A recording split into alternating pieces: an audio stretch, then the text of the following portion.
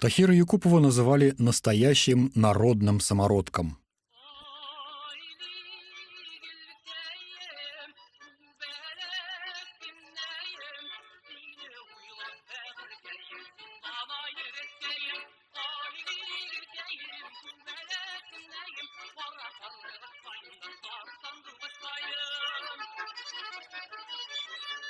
Он не получил специального музыкального образования, при этом исполнял даже сложные романсы.